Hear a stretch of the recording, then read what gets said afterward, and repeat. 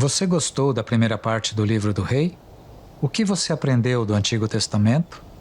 Testamento significa pacto ou aliança. Muito antes de Deus entregar as Escrituras do Novo Testamento, ele disse: "Estão chegando os dias, quando farei uma nova aliança." Na primeira aliança com seu povo, Deus deu-lhes muitas leis para lhes mostrar a sua santidade e a pecaminosidade deles. Também lhes deu muitas imagens e profecias sobre a vinda do Salvador. Na antiga aliança, os profetas predisseram: o Messias Rei virá. Mas no novo pacto lemos: o Messias Rei chegou. O Novo Testamento contém o Evangelho. Na língua árabe ele é chamado de Injil.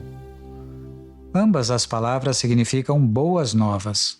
O Evangelho começa com estas palavras: "Este é um registro dos antepassados de Jesus, o Messias, um descendente do rei Davi e de Abraão.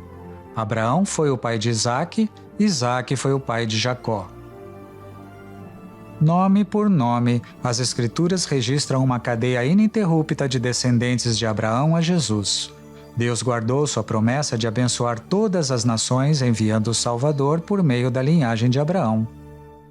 O Novo Testamento contém 4 livros de Evangelho. Por que 4? Por que não apenas um? No Antigo Testamento, Deus disse a Moisés: "Os fatos do caso devem ser estabelecidos pelo testemunho de 2 ou 3 testemunhas." Para confirmar sua história, Deus escolheu não apenas 2 ou 3, mas 4 pessoas para escrever 4 relatórios distintos sobre a vida do Messias. Seus nomes são Mateus, Marcos, Lucas e João. Como 4 repórteres cobrindo o mesmo evento, cada um conta a mesma história, mas de 4 pontos de vista diferentes. O Novo Testamento tem 27 livros ao todo. O livro de Atos, escrito por Lucas, conta o que aconteceu depois que o Messias terminou sua missão. Deus inspirou Paulo, um ex-terrorista, Tiago e Judas, os meio-irmãos de Jesus, e Pedro e João, pescadores, para escrever o restante do Novo Testamento. Cada livro revela mais e mais sobre o Rei e seus planos para todos os que o amam. Aqui está o restante de sua história.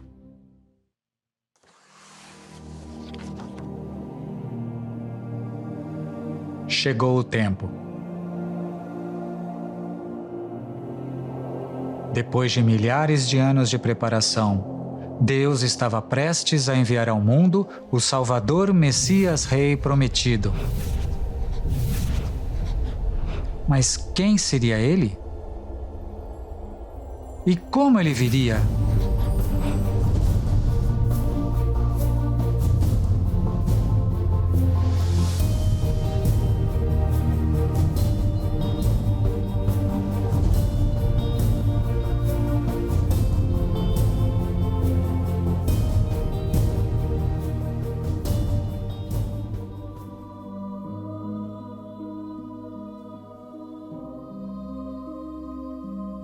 No tempo de Herodes, rei da Judéia, Deus enviou o anjo Gabriel a Nazaré, uma cidade da Galileia, a uma virgem prometida para se casar com um homem chamado José, um descendente de Davi.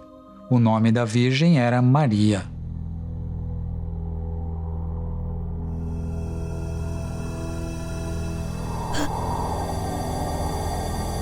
O anjo lhe disse: "Não tenhas medo, Maria. Encontraste graça diante de Deus. Você ficará grávida e dará à luz um filho, e você deverá lhe dar o nome de Jesus. Ele será grande e será chamado Filho do Altíssimo. O Senhor Deus lhe dará o trono do seu pai Davi, e ele reinará. O seu reino nunca terminará." "Como será isso?" Maria perguntou ao anjo, "visto que sou virgem." O anjo respondeu: "O Espírito Santo virá sobre você, e o poder do Altíssimo a cobrirá. Assim, o santo que nascer será chamado o Filho de Deus." Por que Gabriel chamou Jesus de o Filho de Deus? Algumas pessoas pensam que este termo significa que Deus tomou uma esposa e teve um filho, mas não é isso. Se você é do continente africano, alguns podem chamá-lo de Filho da África. Isso significa que a África se casou e teve um filho? Não. Isso significa que você vem da África. O Messias é chamado Filho de Deus porque ele veio de Deus. Ele entrou na família de Adão arruinada pelo pecado, mas não se originou dela. Ele é a própria palavra, alma e Filho de Deus.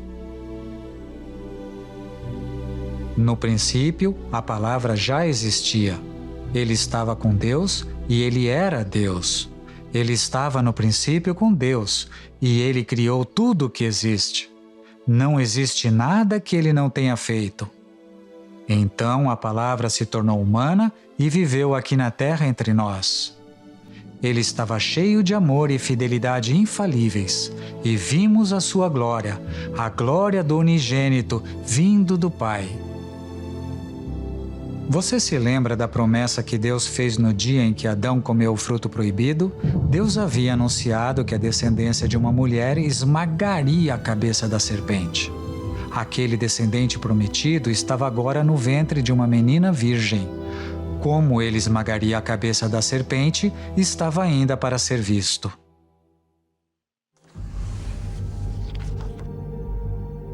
Maria havia sido prometida em casamento a José, um carpinteiro que vivia em Nazaré, uma cidade de fronteira no norte da Palestina.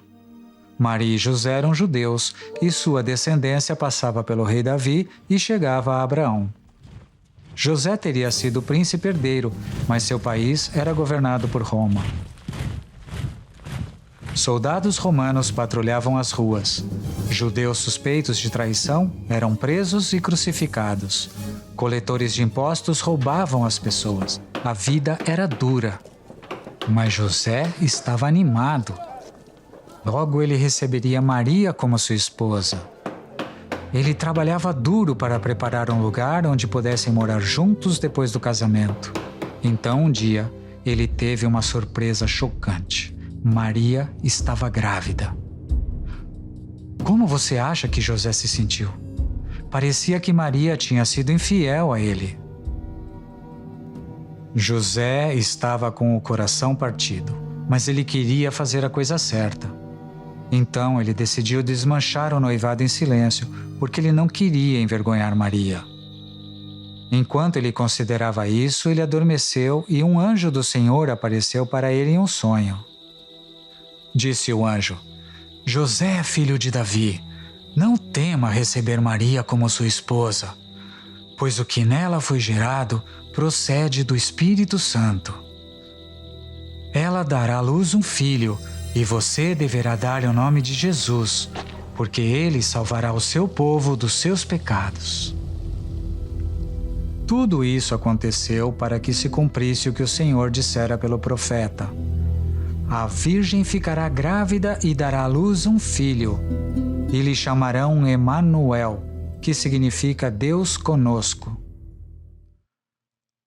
A dor de José se transformou em alegria. Que honra! Maria seria a mãe do Messias prometido, e ele, José, seria o guardião legal da criança. O santo Messias teria uma mãe humana, mas não um pai humano. Seu nome seria Jesus, que significa o Senhor salva, ou simplesmente Salvador.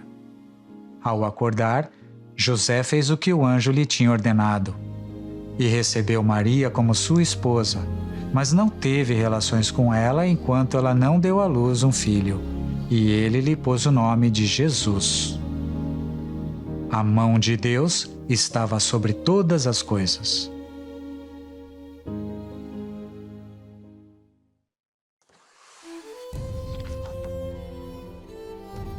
Setecentos anos antes, o profeta Miqueias havia dito que o Messias Rei nasceria em Belém, a antiga cidade natal do rei Davi. Mas havia um problema. Maria e José moravam em Nazaré, uma jornada de 3 dias ao norte. Como as Escrituras seriam cumpridas? Deus tinha tudo sob controle. Pouco tempo antes de Maria dar à luz, o imperador César Augusto promulgou um decreto de que todos deviam retornar imediatamente à cidade de seus antepassados para se registrarem para pagar impostos. Então José e Maria viajaram de Nazaré para Belém.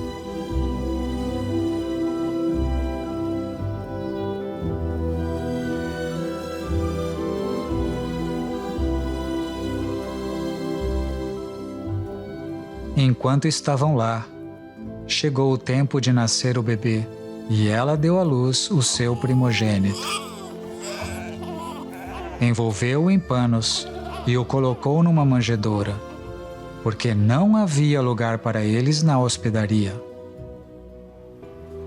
Em Belém, lotada de viajantes cansados na cidade para o registro de impostos, nasceu o descendente prometido da mulher. O Evangelho registra o evento com precisão. Ela deu à luz o seu primogênito. Por parte de mãe, esse bebê era o filho recém-nascido de Maria. Por parte de pai, ele era o Filho eterno de Deus. A mesma palavra pela qual Deus criou o mundo, a mesma voz que trovejou no Monte Sinai, podia agora ser ouvida no choro suave de um bebê. E onde ele nasceu? Não no palácio de um rei, nem em um hospital, nem mesmo em uma hospedaria. O Rei do Céu nasceu onde nascem cordeirinhos, em um celeiro, tendo uma manjedoura como sua cama. Tudo fazia parte do plano de Deus. Pois vocês conhecem a graça de nosso Senhor Jesus Cristo, que, sendo rico, se fez pobre por amor de vocês, para que por meio de sua pobreza vocês se tornassem ricos. Mas Deus não poderia ter organizado algum tipo de celebração para honrar a chegada de seu filho?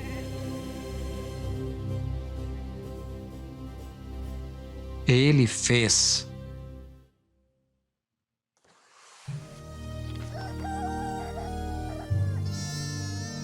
Para quem Deus contou primeiro a notícia da vinda do Messias à Terra? Para o imperador? Para os ricos e famosos? Para os líderes religiosos? Não! Os primeiros a receber as boas novas foram os pastores, homens que criavam cordeiros para serem sacrificados no templo em Jerusalém. Havia pastores que viviam nos campos, vigiando seus rebanhos à noite. Um anjo do Senhor apareceu a eles, e a glória do Senhor resplandeceu ao redor deles, e ficaram aterrorizados. Mas o anjo lhes disse: não tenham medo. Eu trago boas novas de grande alegria para todo o povo. Hoje, na cidade de Davi, lhes nasceu o Salvador, que é Cristo, o Senhor. Isto lhes servirá de sinal: encontrarão o bebê envolto em panos e deitado em uma manjedoura. De repente, uma grande multidão do exército celestial apareceu com o anjo, louvando a Deus e dizendo: glória a Deus nas alturas e paz na terra aos homens aos quais Ele concede seu favor.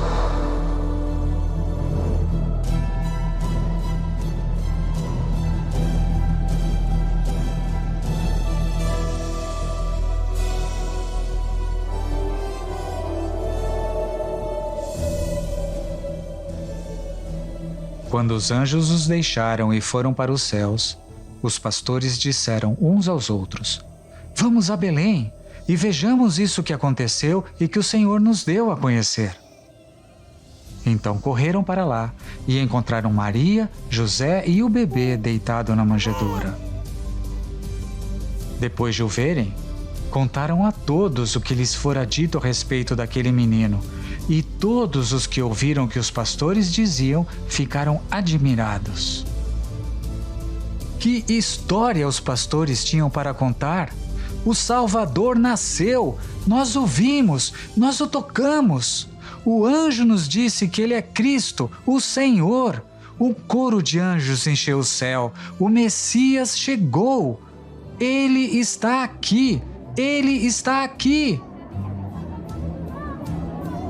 Algumas pessoas acreditaram na mensagem dos pastores, a maioria não. Mas acredite ou não, o rei cujo nascimento dividiu a história mundial em duas, juntou-se à raça humana. Completando-se 8 dias para a circuncisão do menino, foi-lhe posto o nome de Jesus, o qual lhe tinha sido dado pelo anjo antes de ele nascer.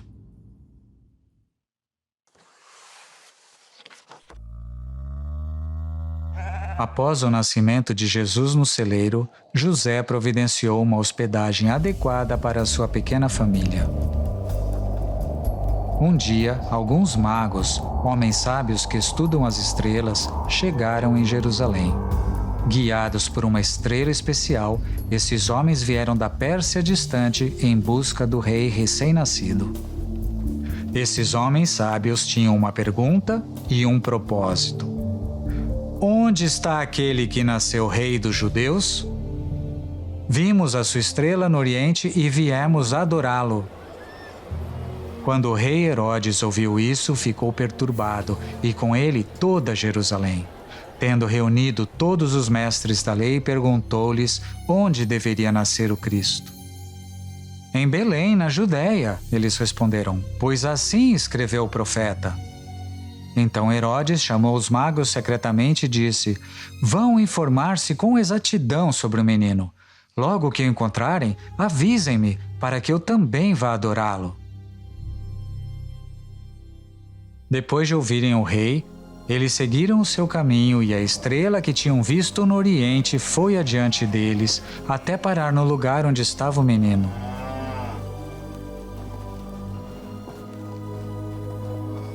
Quando tornaram a ver a estrela, encheram-se de júbilo.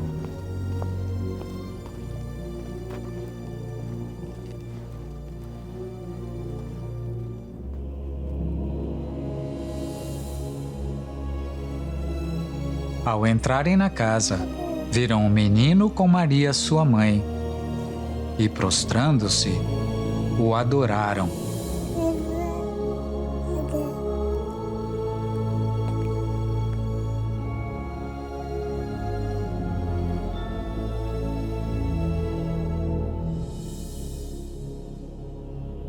Então abriram os seus tesouros e lhe deram presentes, ouro, incenso e mirra. E tendo sido avisados em um sonho para não voltarem a Herodes, retornaram à sua terra por outro caminho.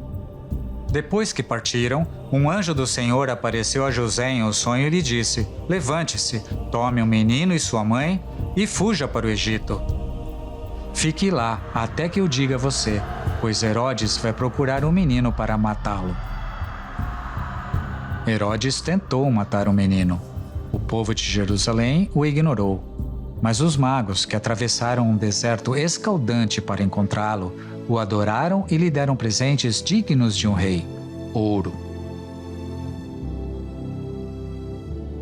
incenso e um tempero caro para embalsamar os mortos. Por que o tempero de embalsamamento? Esses sábios sabiam que Jesus nasceu para morrer?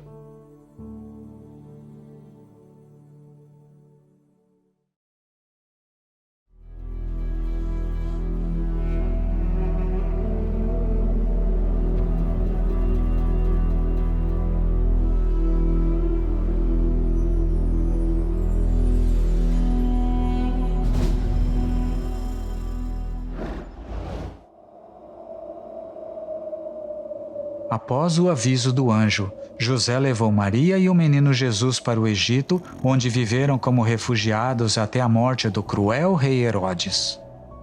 Depois que Herodes morreu, um anjo do Senhor apareceu em sonho a José no Egito e disse: levante-se, tome o menino e sua mãe, e vá para a terra de Israel, pois estão mortos os que procuravam tirar a vida do menino. Isto cumpriu outra antiga profecia falada pelo Senhor. Do Egito chamei o meu filho. Assim, José e Maria levaram Jesus para Nazaré, onde ele cresceu junto com seus meio-irmãos e irmãs. Em muitos aspectos, o menino Jesus era como as outras crianças. Ele comia, dormia, brincava, estudava e aprendia um ofício. Em outros, Jesus era diferente. Ele nunca foi egoísta. Ele sempre honrou seus pais. Ele nunca mentiu. Ele sempre agradou seu Pai no céu. Ele era santo, inocente, puro, separado dos pecadores. Jesus é a única criança perfeita da história. Perfeito não significa que ele nunca teve um joelho esfolado ou uma espinha. Significa que ele tinha uma natureza perfeita. Ele era perfeitamente santo e bom. Ele também era perfeito em poder e sabedoria. Mas antes de entrar no ventre de Maria, impôs a si mesmo certas limitações para que pudesse viver como humano entre os humanos. Jesus ia crescendo em sabedoria, estatura e graça diante de Deus e dos homens.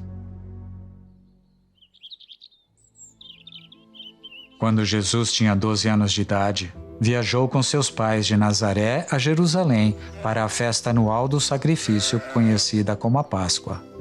Enquanto seus amigos de infância exploravam a grande cidade, Jesus passou a semana no pátio do templo, sentado entre os professores, ouvindo-os e fazendo-lhes perguntas. Todos os que o ouviam ficavam maravilhados com o seu entendimento e com as suas respostas. O templo era o lugar onde os cordeiros eram queimados em um altar pelos pecados do povo. O menino Jesus entendia o que os estudiosos não sabiam. Ele veio oferecer o último cordeiro.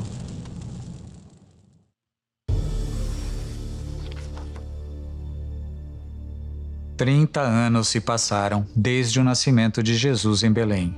César Augusto estava morto. Seu enteado, César Tibério, reinava sobre o Império Romano. Herodes Antipas governava na Galiléia. Pôncio Pilatos governava na Judéia. E um novo profeta estava pregando na Palestina. Naqueles dias, surgiu João Batista, pregando no deserto da Judéia. Ele dizia: "Arrependam-se, pois o reino dos céus está próximo." Este é aquele que foi anunciado pelo profeta Isaías: "Voz do que clama no deserto. Preparem o caminho para o Senhor, façam veredas retas para ele." As roupas de João eram feitas de pelo de camelo e ele usava um cinto de couro na cintura. Seu alimento era gafanhotos e mel silvestre. Enquanto muitas pessoas se vestiam com seda fina e comiam a melhor comida, João vivia de forma simples. Ele era um homem em uma missão. João foi o precursor do rei. Centenas de anos antes, dois profetas, Isaías e Malaquias, escreveram sobre um futuro profeta que anunciaria a chegada do Messias Rei. João era esse profeta. Enquanto os profetas anteriores tinham profetizado: "No tempo certo, o Salvador prometido virá à terra", João pregava: "Chegou a hora! O Salvador está aqui." Multidões corriam para o deserto para ouvir João. Aqueles que confessavam sua condição de pecadores necessitados do Salvador eram batizados no Rio Jordão. Dessa forma, eles mostravam sua fé no Messias, que iria apagar sua grande dívida de pecado e vesti-los em sua justiça. Dia após dia, semana após semana, João falava ao povo sobre o tão esperado Salvador do céu, cujas sandálias eu não tenho condições de carregar. Ele os batizará com o Espírito Santo. Então, um dia, o Salvador veio. Pela colina, através da multidão, até onde João estava batizado. João apontou para Jesus e disse: "Eis o Cordeiro de Deus, que tira o pecado do mundo." Por que João chamou Jesus de o Cordeiro de Deus? Se você sabe por quê, então conhece a missão do rei.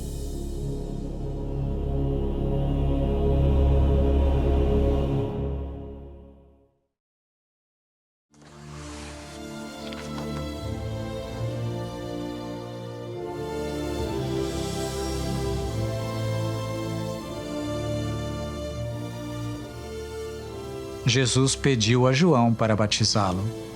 João se opôs, porque o Messias Rei que veio do céu não tinha necessidade de se arrepender. Jesus respondeu: deixe assim por enquanto.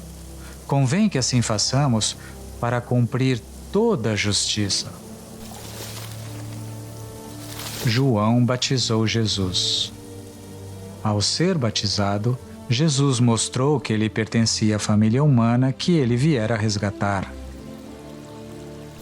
Assim que Jesus foi batizado, saiu da água. Naquele momento, o céu se abriu e João viu o Espírito de Deus descendo como uma pomba e pousando sobre ele. Então, uma voz do céu disse: este é o meu Filho amado, de quem me agrado. Como no primeiro dia da criação, a complexa unidade de Deus é novamente revelada. Assim como Deus, seu Espírito e sua Palavra trabalharam juntos para criar o mundo, iriam agora trabalhar juntos para salvá-lo. Vemos o Espírito de Deus, que no princípio estava pairando sobre as águas, vir sobre Jesus. Observamos o Filho de Deus, a Palavra que criou o mundo, sair do rio. Ouvimos o Pai falando do céu. Nos últimos 30 anos, Jesus tinha vivido na obscuridade, longe dos olhos do público, mas seu Pai no céu observava todos os seus pensamentos, palavras e ações. E qual foi o veredito de Deus sobre a vida de seu Filho? Com ele eu me agrado. Em toda a história humana, Jesus é o único que fez tudo o que Deus espera. Tudo, sempre, perfeitamente. Jesus fez o que Adão deixou de fazer, refletir a imagem de Deus. Jesus não somente refletia, ele era. Há muito tempo, Deus falou muitas vezes e de várias maneiras aos nossos antepassados por meio dos profetas, mas nesses últimos dias falou-nos por meio do Filho, a quem constituiu o herdeiro de todas as coisas e por meio de quem fez o universo. O Filho é o resplendor da glória de Deus e a expressão exata de seu ser, sustentando todas as coisas por sua palavra poderosa. Não é de admirar que Jesus diria depois: eu e o Pai somos um. Jesus é o Filho perfeito.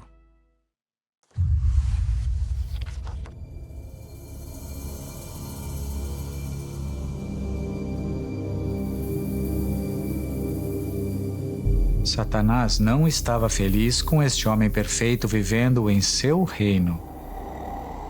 Mas o diabo tinha uma estratégia.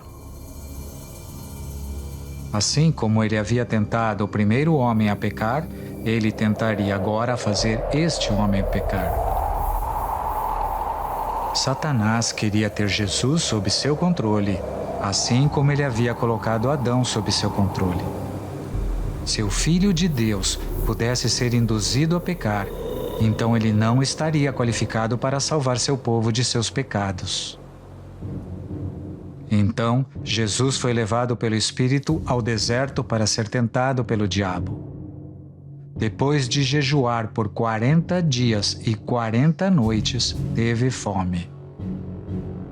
O tentador aproximou-se dele e disse: se és o Filho de Deus, manda que estas pedras se transformem em pães. Jesus estava com fome, mas não obedeceu ao diabo. Ele não agia fora da vontade do Pai.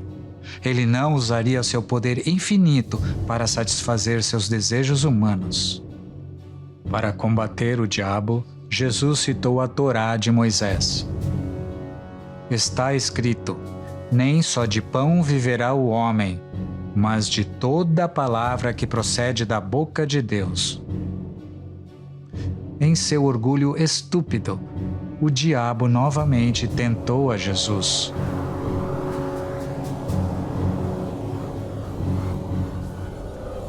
O diabo levou-o a um monte muito alto e mostrou-lhe todos os reinos do mundo e seu esplendor.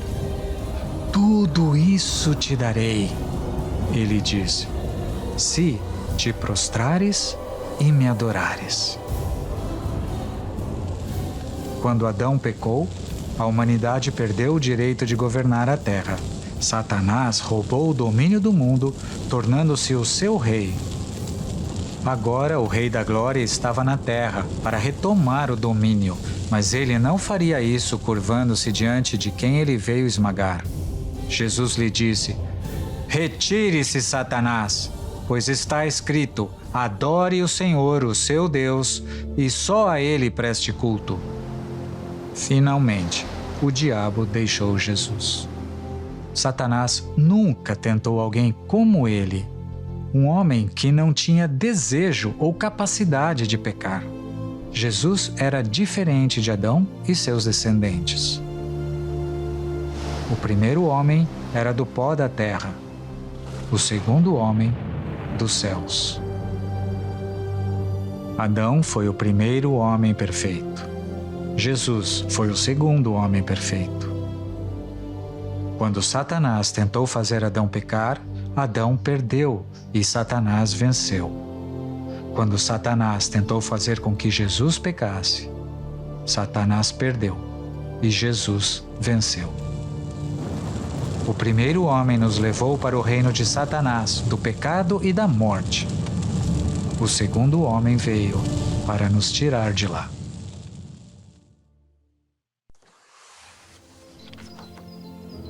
Após as tentativas inúteis de Satanás para levá-lo a pecar, Jesus retornou a Nazaré, onde ele havia crescido e trabalhado como carpinteiro. No dia de sábado, entrou na sinagoga, como era seu costume. A sinagoga era uma casa de adoração onde as escrituras eram lidas e explicadas todos os sábados. Neste sábado em particular, Jesus tinha um anúncio a fazer. Ele se levantou para ler. O livro do profeta Isaías foi entregue a ele. Abrindo-o, ele encontrou o lugar onde está escrito: O Espírito do Senhor está sobre mim, porque ele me ungiu para pregar boas novas aos pobres. Ele me enviou para proclamar liberdade aos presos e recuperação da visão aos cegos. O que Jesus leu nas Escrituras foi uma antiga profecia sobre o Messias Rei que mostraria ao mundo como Deus é e salvaria os pecadores do domínio de Satanás, do pecado, da morte e do inferno. Então Jesus fechou o livro, devolveu-o ao assistente e assentou-se. Na sinagoga, todos tinham os olhos fitos nele, e ele começou a dizer-lhes: Hoje se cumpriu a Escritura que vocês acabaram de ouvir. Como as pessoas reagiram à reivindicação de Jesus de ser o Messias que veio do céu para cumprir o que os profetas haviam escrito? Todas as pessoas na sinagoga ficaram furiosas quando ouviram isso. Levantaram-se, expulsaram-no da cidade e o levaram até o topo da colina sobre a qual fora construída a cidade, a fim de atirá-lo precipício abaixo. Mas Jesus passou por entre eles e retirou-se. Jesus tinha o domínio. Ao contrário dos descendentes de Adão, contaminados pelo pecado e pela morte, o Messias Rei, ungido por Deus, tinha total controle. Ninguém poderia tocá-lo a menos que ele permitisse, mas ele os tocaria.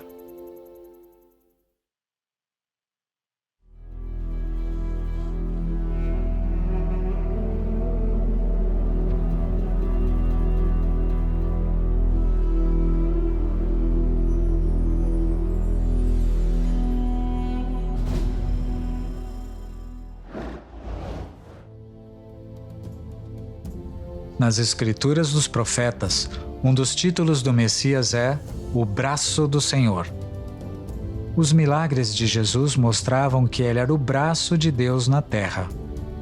Com um toque de sua mão ou uma palavra de sua boca, os enfermos e moribundos eram instantaneamente curados. Uma grande multidão se dirigiu a ele, levando-lhe os mancos, os aleijados, os cegos, os mudos e muitos outros, e os colocaram a seus pés, e ele os curou.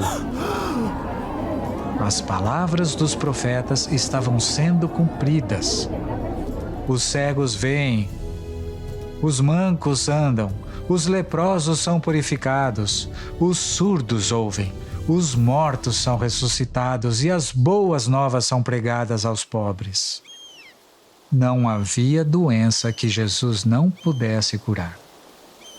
Um leproso aproximou-se dele e suplicou-lhe de joelhos: Se quiseres, podes purificar-me. Cheio de compaixão, Jesus estendeu a mão, tocou nele e disse: Quero, seja purificado. Imediatamente, a lepra o deixou e ele foi purificado. Ao pôr do sol, o povo trouxe a Jesus todos os que tinham vários tipos de doença e ele os curou, impondo as mãos sobre cada um deles. Além disso, de muitas pessoas saíam demônios gritando: Tu és o Filho de Deus! Ele, porém, os repreendia e não permitia que falassem, porque sabiam que ele era o Cristo. Jesus não queria que os demônios testificassem sobre ele. Esses anjos maus haviam testemunhado sua autoridade e poder quando ele estabeleceu os céus e a terra. Eles estremeceram quando se lembraram do dia em que ele os expulsou do céu. E agora, ele estava vivendo na terra como homem. O domínio do seu mestre estava desmoronando. O Rei da Glória invadira o domínio deles. Onde quer que Jesus fosse, o poder de Satanás estava sendo enfraquecido. Onde quer que Jesus fosse, a maldição do pecado estava sendo revertida. Junto com os milagres, Jesus tinha uma mensagem. O tempo é chegado, dizia ele. O reino de Deus está próximo. Arrependam-se e creiam nas boas novas.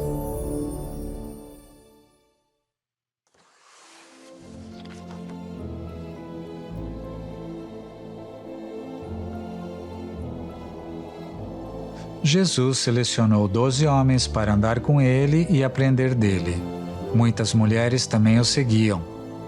Elas apoiavam Jesus e seus discípulos, dando-lhes comida e dinheiro. Para aqueles que criam nele, o chamado de Jesus era simples: segue-me. Mas seu chamado também custava caro.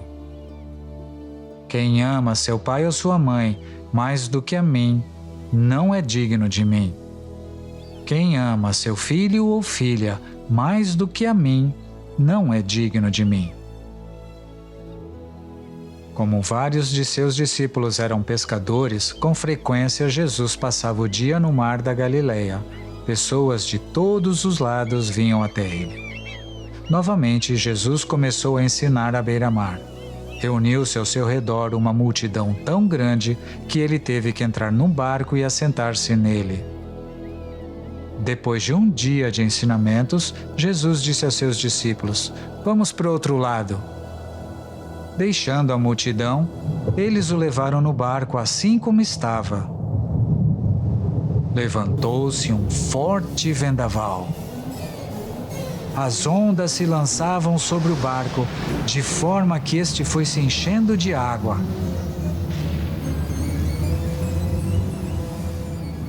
Jesus estava na popa, dormindo com a cabeça sobre um travesseiro.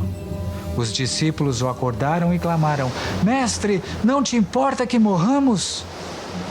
Ele se levantou, repreendeu o vento e disse para o mar: Aquiete-se, acalme-se. O vento se aquietou e fez-se completa bonança.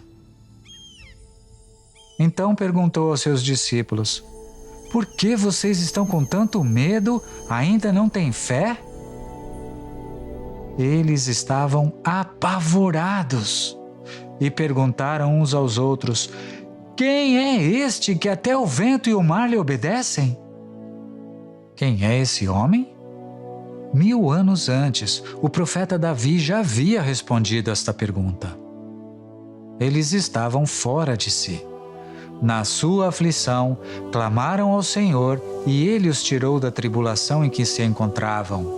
Reduziu a tempestade a uma brisa e serenou as ondas. Quem pode acalmar o vento e as ondas simplesmente falando com eles?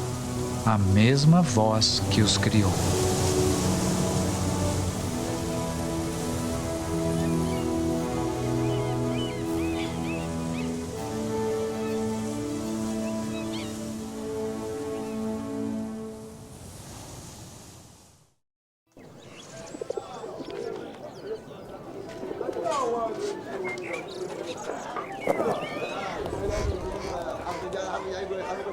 Um dia, 4 homens carregando uma maca com um homem aleijado chegaram à casa onde Jesus estava.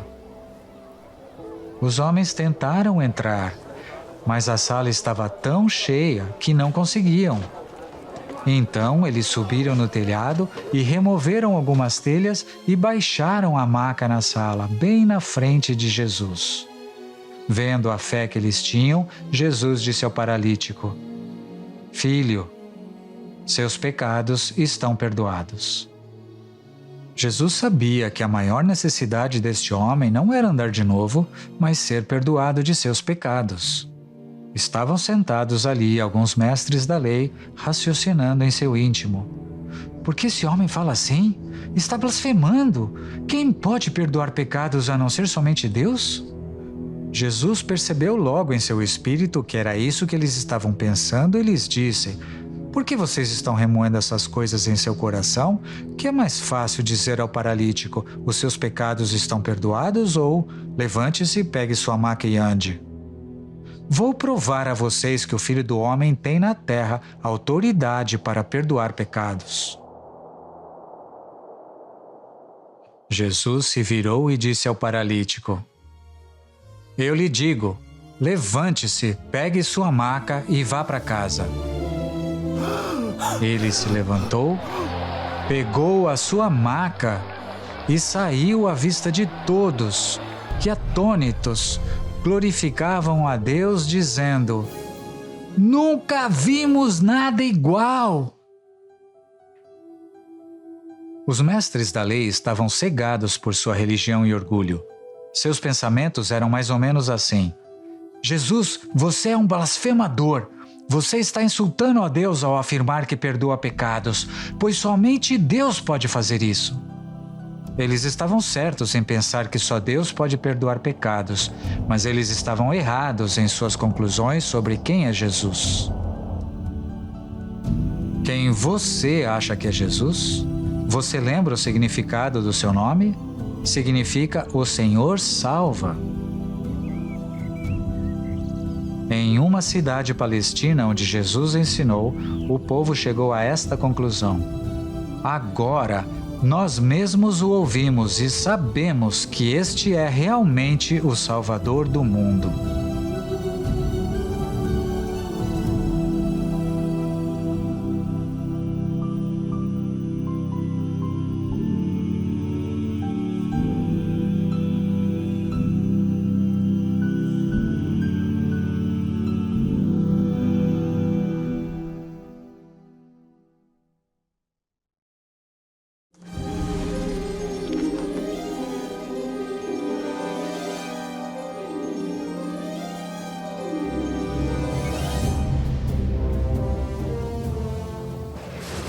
Jesus dominava todas as partes da criação. No entanto, ele não saía dizendo: adore-me, eu sou Deus, eu sou Deus. Ele simplesmente fazia as coisas que só Deus pode fazer e deixava as pessoas tirarem suas próprias conclusões. Com base nas próximas 2 histórias, quem você acha que é Jesus? Jesus foi a uma cidade chamada Naim e com ele iam seus discípulos e uma grande multidão. Ao se aproximar da porta da cidade, estava saindo o enterro do filho único de uma viúva. E uma grande multidão da cidade estava com ela. Ao vê-la, o Senhor se compadeceu dela e disse: "Não chore." Depois aproximou-se e tocou no caixão, e os que o carregavam pararam. Jesus disse: "Jovem, eu lhe digo, levante-se." O jovem sentou-se e começou a conversar, e Jesus o entregou à sua mãe. Todos ficaram cheios de temor e louvaram a Deus.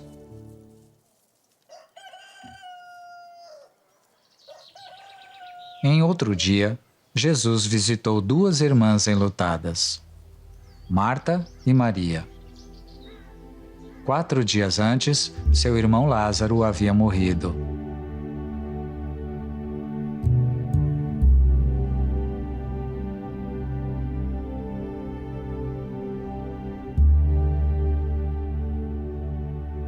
"Senhor", disse Marta a Jesus, "se estivesses aqui, meu irmão não teria morrido." Jesus disse a ela: "Eu sou a ressurreição e a vida. Aquele que crê em mim, ainda que morra, viverá. E quem vive e crê em mim, não morrerá eternamente. Você crê nisso?" Ela lhe respondeu: "Sim, Senhor. Eu tenho crido que Tu és o Cristo, o Filho de Deus que devia vir ao mundo." Jesus foi até o sepulcro. Era uma gruta com uma pedra colocada à entrada. "Tirem a pedra", disse ele. Disse Marta, a irmã do morto: "Senhor, ele já cheira mal, pois já faz 4 dias." Disse-lhe Jesus: "Não lhe falei que se você cresce, veria a glória de Deus?" Então tiraram a pedra.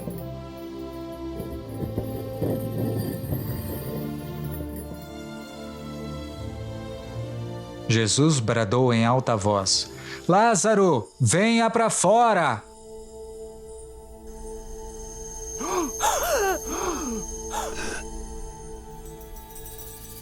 O morto saiu, com as mãos e os pés envolvidos em faixas de linho. Disse-lhes Jesus: "Tirem as faixas dele e deixem-no ir."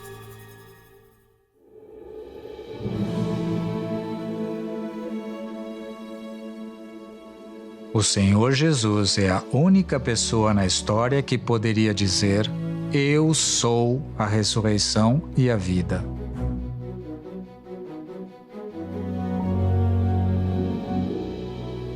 Suas obras provavam que suas palavras eram verdadeiras.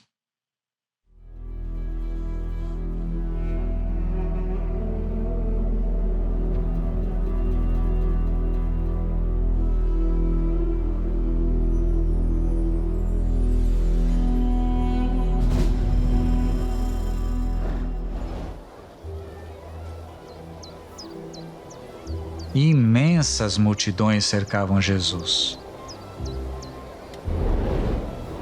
Às vezes por dias seguidos. Muitas vezes elas o encontravam em áreas desertas, onde ele ia passar um tempo com seus discípulos.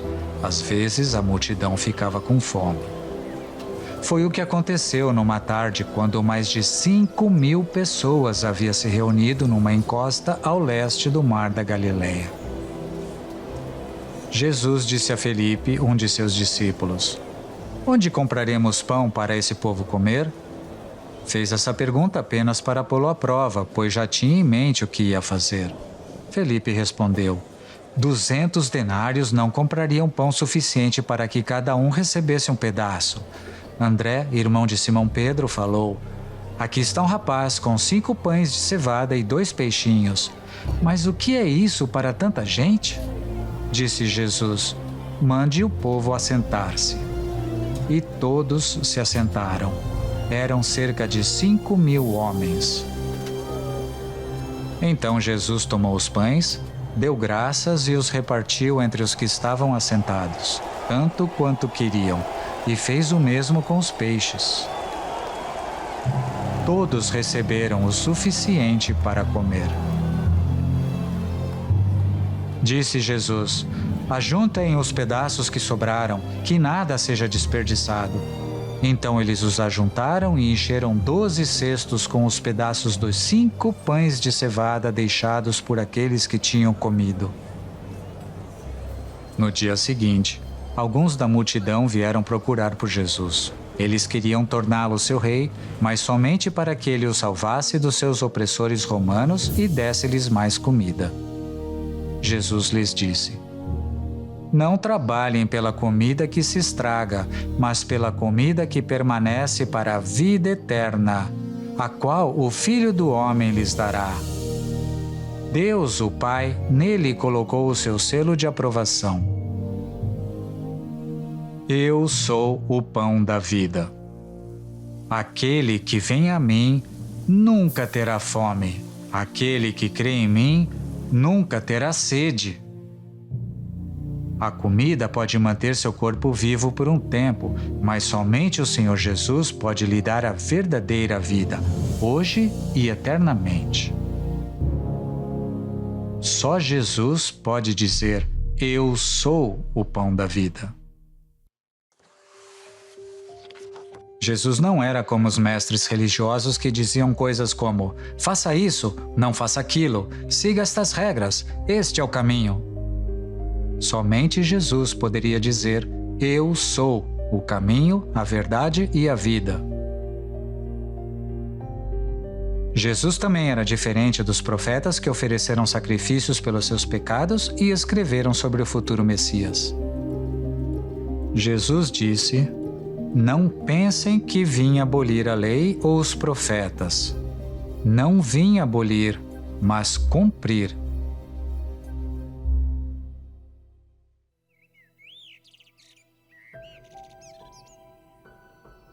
Muitas vezes, Jesus ensinou a seus discípulos como os cidadãos do reino dos céus deveriam viver para refletir o caráter e a glória do seu rei. Vocês ouviram o que foi dito: ame o seu próximo e odeie o seu inimigo. Mas eu lhes digo: amem os seus inimigos e orem por aqueles que os perseguem. E quando vocês orarem, não sejam como os hipócritas. Eles gostam de orar a fim de serem vistos pelos outros. Mas quando você orar, vá para o seu quarto, feche a porta e ore a seu pai que está em secreto. Vocês orem assim: Pai nosso que está nos céus, santificado seja o teu nome. Venha o teu reino, seja feita a tua vontade, assim na terra como no céu. Dá-nos hoje o nosso pão de cada dia. Não se preocupem dizendo: que vamos comer? Ou que vamos beber? Ou que vamos vestir? Pois os pagãos é que correm atrás dessas coisas, mas o Pai Celestial sabe que vocês precisam delas. Busquem, pois, em primeiro lugar o reino de Deus e sua justiça, e todas essas coisas lhes serão acrescentadas. Cuidado com os falsos profetas. Eles vêm a vocês vestidos de peles de ovelhas, mas por dentro são lobos devoradores. Portanto, quem ouve estas minhas palavras e as pratica é como um homem prudente que construiu sua casa sobre a rocha. Caiu a chuva, transbordaram os rios, sopraram os ventos e deram contra aquela casa.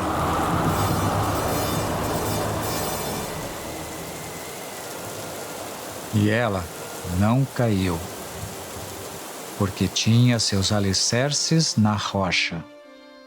Mas quem ouve estas minhas palavras e não as pratica, é como um insensato que construiu sua casa sobre areia.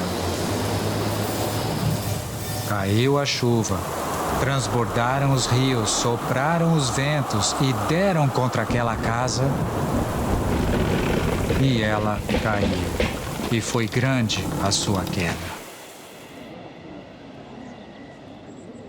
Ninguém nunca falou como o Mestre do Céu.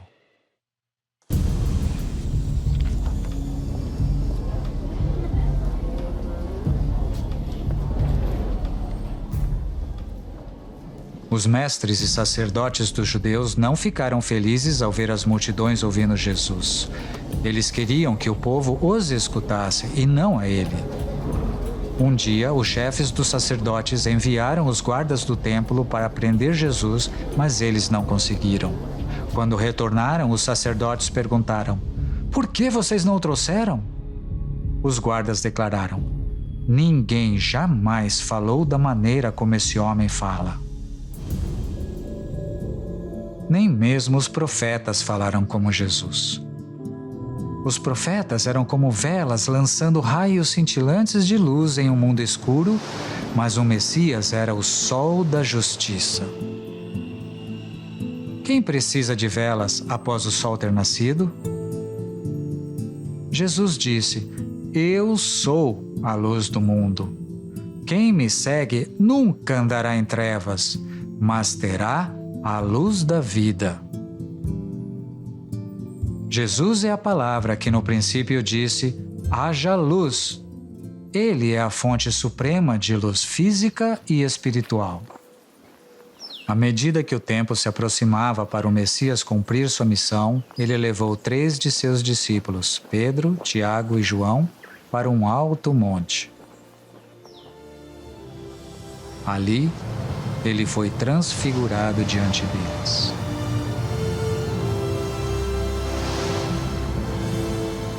Sua face brilhou como o sol, e suas roupas se tornaram brancas como a luz.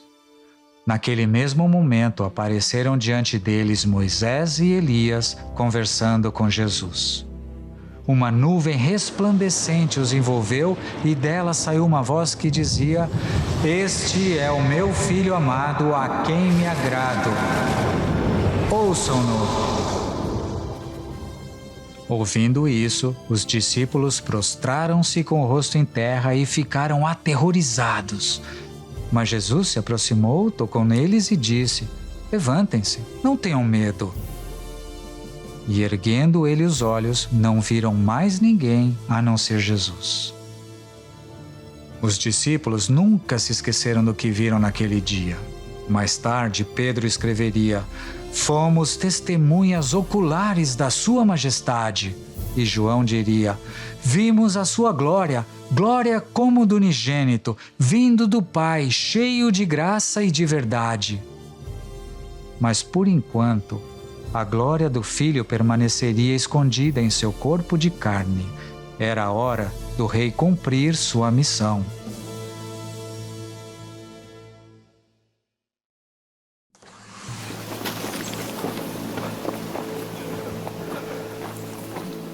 Durante 3 anos, o Senhor Jesus viajou pela Palestina, fazendo o bem e curando todos os oprimidos pelo diabo. As pessoas comuns amavam-no, mas os líderes religiosos em Jerusalém planejavam matá-lo. E Jesus sabia disso.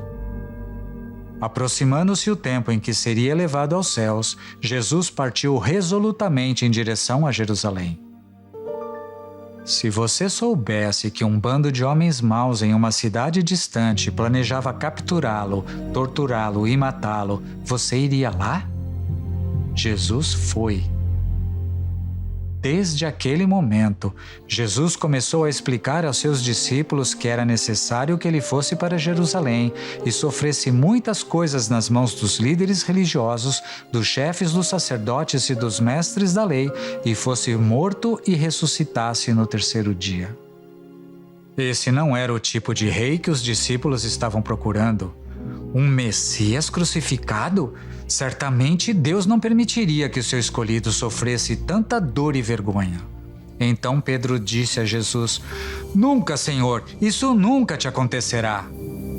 Jesus virou-se e disse a Pedro: "Para trás de mim, Satanás, você é uma pedra de tropeço para mim e não pensa nas coisas de Deus, mas nas dos homens." Os discípulos queriam um Messias rei que destruiria o poder romano e estabeleceria um novo governo em Jerusalém. Enquanto viajavam, os discípulos discutiam sobre quem obteria as posições mais importantes no reino de Deus. Então Jesus disse a seus discípulos: "Quem quiser tornar-se importante entre vocês, deverá ser servo. como o Filho do Homem, que não veio para ser servido, mas para servir e dar a sua vida em resgate por muitos. Na sua primeira vinda à Terra, o Messias não veio conquistar reinos políticos e governar em tronos terrenos. Ele veio para derrotar Satanás e governar nos corações humanos. É por isso que Jesus ensinou: o reino de Deus está entre vocês.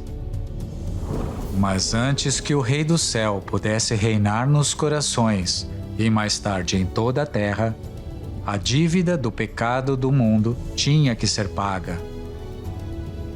E a morte tinha que ser derrotada. Essa era a sua missão.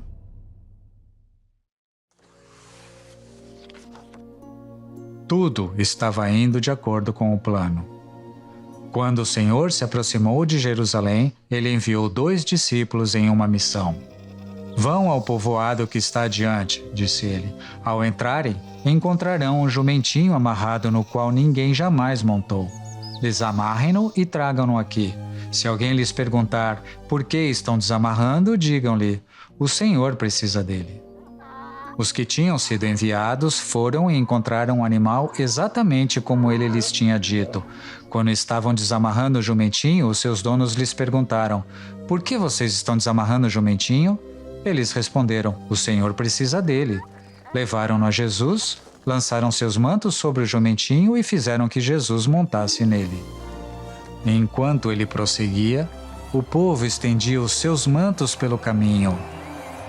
Quando ele já estava perto da descida do Monte das Oliveiras, toda a multidão dos discípulos começou a louvar a Deus alegremente e em alta voz por todos os milagres que tinham visto. Bendito é o Rei que vem em nome do Senhor. Paz no céu e glória nas alturas. Alguns dos fariseus que estavam no meio da multidão disseram a Jesus: Mestre, repreende os teus discípulos. Eu lhes digo, respondeu ele, se eles se calarem, as pedras clamarão. Que tipo diferente de rei! O Messias Rei não entrou na capital ao som de trombetas e com um poderoso exército. Ele não veio em um cavalo de guerra imponente. Ele estava montado em um jumentinho, não adestrado, que normalmente teria empacado ou saltado. Um animal com a marca característica de uma cruz nas costas. E, mais importante, o único animal que poderia cumprir o que o profeta Zacarias escrevera 500 anos antes. Exulte, Jerusalém! Eis que o seu rei vem a você, justo e vitorioso, humilde e montado num jumento, um jumentinho, cria de jumenta. Por que o Messias não entrou em Jerusalém montado em um poderoso cavalo de guerra? Porque ele não veio para salvar o povo dos seus opressores romanos. Ele veio para salvar o seu povo dos seus pecados.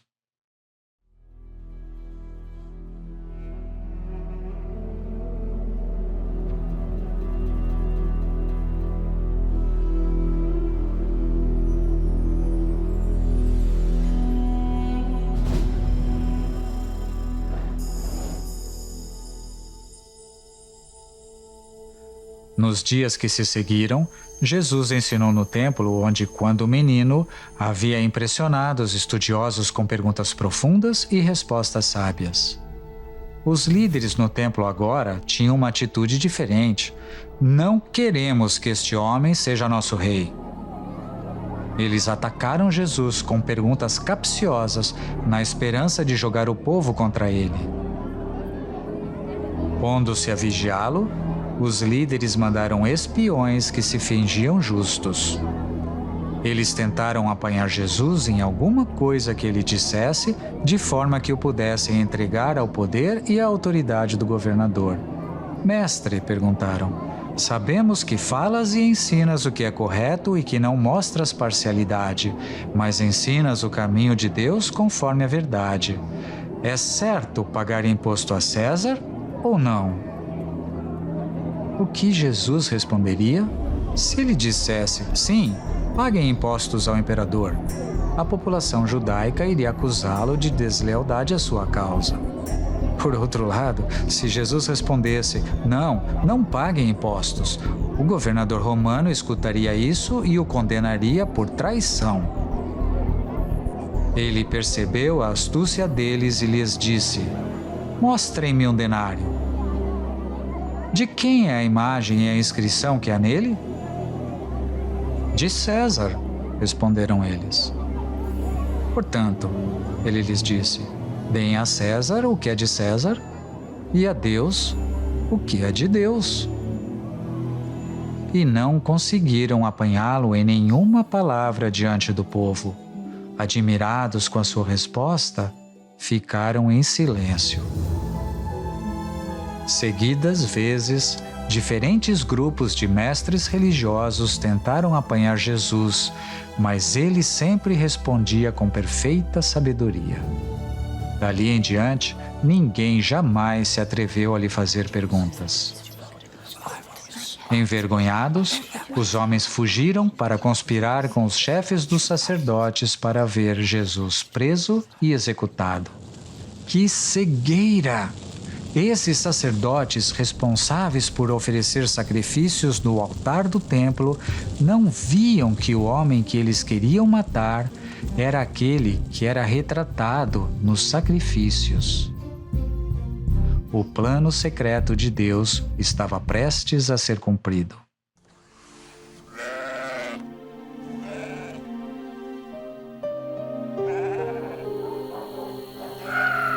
Era a véspera da festa anual do sacrifício, chamada Páscoa. No dia seguinte, milhares de cordeiros seriam mortos.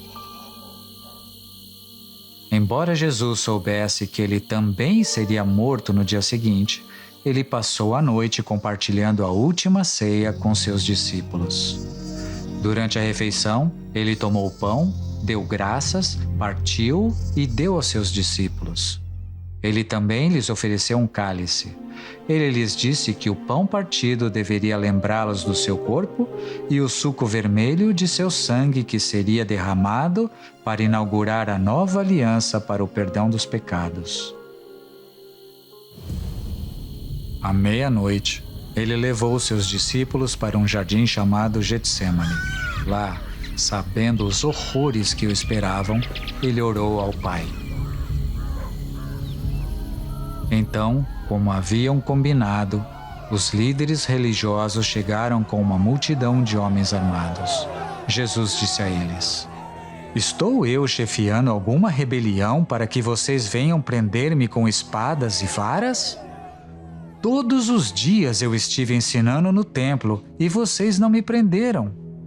Mas tudo isso aconteceu para que se cumprissem as escrituras dos profetas. Então, todos os discípulos o abandonaram e fugiram. Jesus deixou os homens amarrá-lo e levá-lo para a casa do sumo sacerdote, onde os governantes judeus haviam se reunido. Lá, muitos contaram mentiras sobre Jesus. Depois, o sumo sacerdote levantou-se diante deles e perguntou a Jesus, você não vai responder à acusação que estes lhe fazem? Mas Jesus permaneceu em silêncio e nada respondeu. Outra vez, o sumo sacerdote lhe perguntou, você é o Cristo, o Filho do Deus bendito? Sou, disse Jesus. E vereis o Filho do Homem assentado à direita do Poderoso, vindo com as nuvens do céu. O sumo sacerdote, rasgando as próprias vestes, perguntou, por que precisamos de mais testemunhas? Vocês ouviram a blasfêmia. Que acham? Todos o julgaram digno de morte. Então, alguns começaram a cuspir nele, vendaram-lhe os olhos e, dando-lhe murros, diziam, profetize! E os guardas o levaram dando-lhe tapas. O tribunal judaico havia dado a sentença de morte, mas não tinha autoridade para executá-la. Somente a corte romana poderia fazê-lo.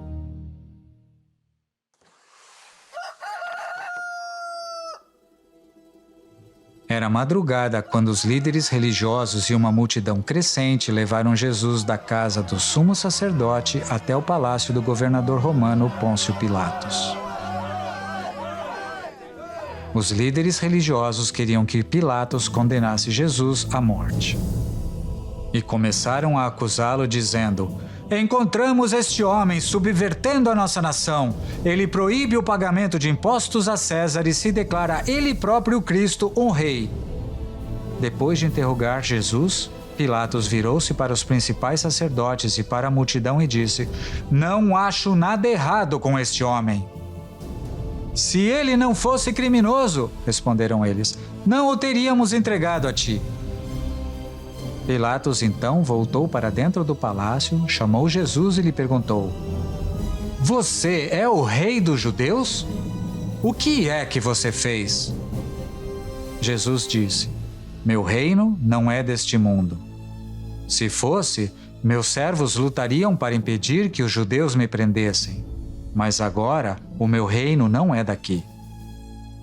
"Então você é rei?" disse Pilatos. Jesus respondeu: "Tu dizes que eu sou rei. De fato, por essa razão nasci e para isso vim ao mundo, para testemunhar da verdade. Todos os que são da verdade me ouvem." "Que é a verdade?" perguntou Pilatos. Ele disse isso e saiu novamente para onde estavam os judeus e disse: "Não acho nele motivo algum de acusação." Mas a multidão continuou gritando: "Crucifica-o! Crucifica-o!" Pela terceira vez, ele lhes falou: "Por quê? Que crime este homem cometeu? Não encontrei nele nada digno de morte. Vou mandar castigá-lo e depois o soltarei." Eles, porém, pediam insistentemente com fortes gritos que ele fosse crucificado, e a gritaria prevaleceu. Pilatos sabia que Jesus era inocente, mas por temer os líderes religiosos e a multidão, condenou Jesus à morte.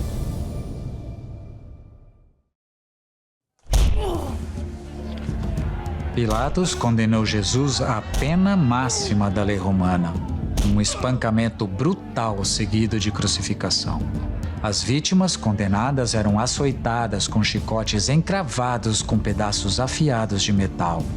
700 anos antes, o Senhor tinha dito ao profeta Isaías para escrever: "Ofereci minhas costas àqueles que me batiam, meu rosto àqueles que arrancavam minha barba. Não escondi a face da zombaria e dos cuspes." O Evangelho nos diz o que aconteceu depois que o Senhor foi açoitado. Alguns dos soldados do governador levaram Jesus para o palácio e reuniram toda a tropa ao seu redor. Eles o despiram e colocaram um manto vermelho sobre ele. Fizeram uma coroa de espinhos longos e afiados e colocaram em sua cabeça, e uma vara na mão direita como um cetro. E ajoelhando-se diante dele, zombavam: "Salve, Rei dos Judeus!" Cuspiram nele e, tirando-lhe a vara, batiam-lhe com ela na cabeça. Os soldados não conheciam o significado da coroa de espinhos que haviam enterrado na cabeça de Jesus. Os espinhos eram parte da maldição que viera sobre a terra por causa do pecado de Adão. O Santo Rei da Glória tinha vindo para levar a maldição do pecado por nós. Depois de terem zombado dele, tiraram-lhe o manto e vestiram-lhe suas próprias roupas. Então o levaram para crucificá-lo. 2 criminosos condenados também foram levados com Jesus. Cada um deveria carregar sua própria cruz até o local da execução. No meio da procissão, os soldados romanos forçaram um homem do norte da África a levar a cruz de Jesus por ele. Seguiram então pelas ruas lotadas de Jerusalém. para fora dos muros da cidade e subiram a um lugar chamado Gólgota, a parte norte do Monte Moriá, onde cerca de 1900 anos antes o profeta Abraão havia dito: Deus mesmo há de prover o cordeiro para o holocausto, meu filho. Era a hora daquele cordeiro morrer.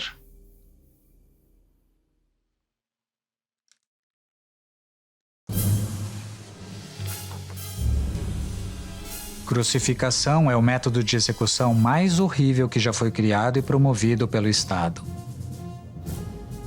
Para adicionar vergonha pública à dor terrível, os soldados romanos despiam as vítimas antes de pregar suas mãos e pés em uma cruz ou árvore.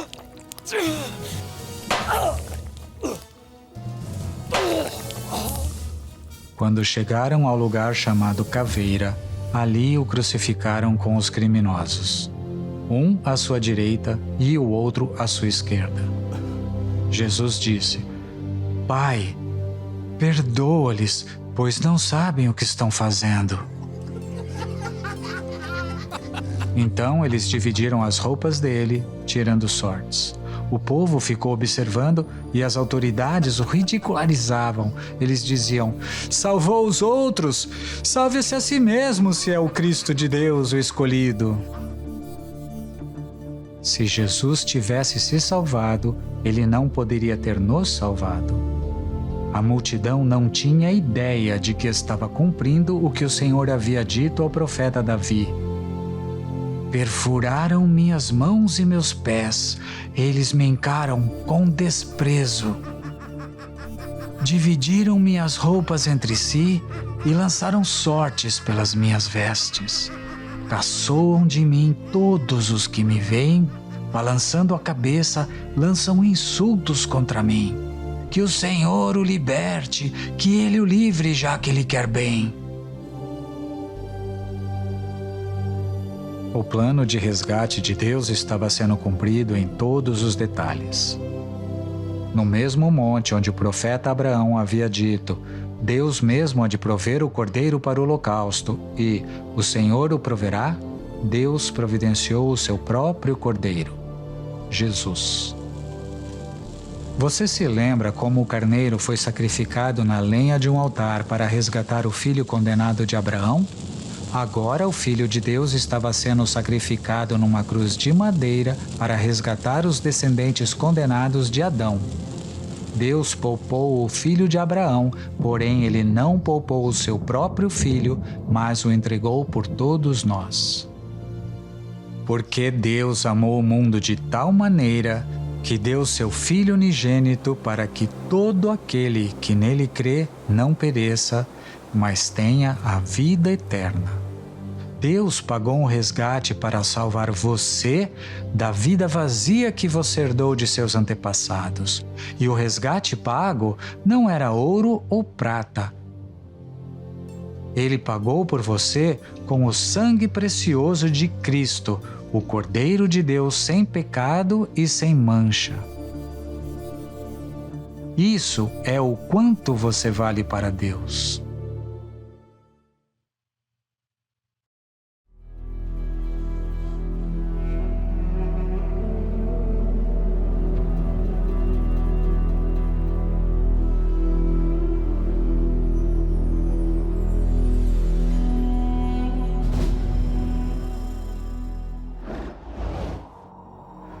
Para cumprir o plano de resgate de Deus, o Senhor Jesus sentiu a vergonha que o pecado traz.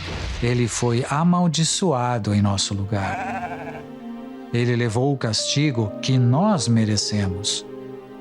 No dia em que Adão quebrou a lei de Deus, Deus revelou que o Messias um dia esmagaria a serpente. Deus havia dito a Satanás: ele esmagará a sua cabeça e você lhe ferirá o calcanhar. Esta profecia sobre Satanás ferindo o calcanhar do Salvador previu a vergonha e a dor que o Cordeiro de Deus sofreria na cruz ao ser transpassado por causa das nossas transgressões. Aqueles que crucificaram Jesus não conheciam o plano secreto de Deus. Nenhum dos poderosos desta era o entendeu, pois se o tivessem entendido, não teriam crucificado o Senhor da Glória. Pois a mensagem da cruz é loucura para os que estão perecendo, mas para nós que estamos sendo salvos é o poder de Deus. A cruz de Cristo foi colocada entre os dois criminosos. Um dos criminosos que ali estavam dependurados lançava-lhe insultos. Você não é o Cristo? Salve-se a si mesmo e a nós. Mas o outro criminoso o repreendeu dizendo: Você não teme a Deus, mesmo estando sob a mesma sentença? Nós estamos sendo punidos com justiça, porque estamos recebendo o que os nossos atos merecem. Mas este homem não cometeu nenhum mal. Então ele disse: Jesus, lembra-te de mim quando entrares no teu reino. Jesus lhe respondeu: Eu lhe garanto, hoje você estará comigo no paraíso. O primeiro criminoso só queria ser salvo de seus sofrimentos físicos.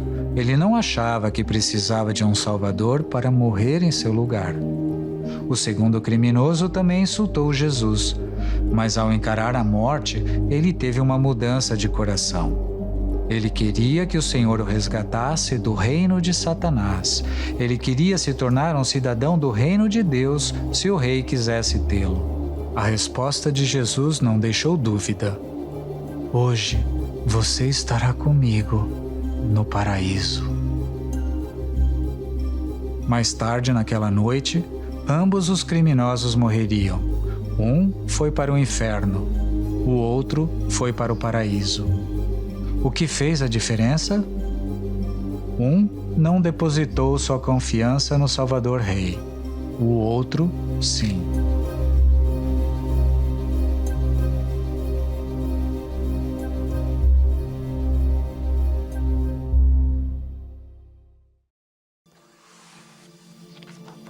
É meio-dia.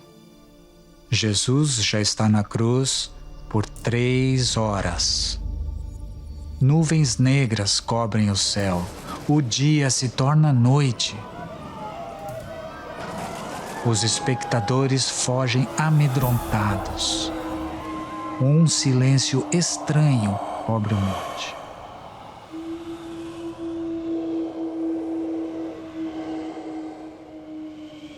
Três horas depois, Jesus clama: Meu Deus! Meu Deus! Por que me abandonaste?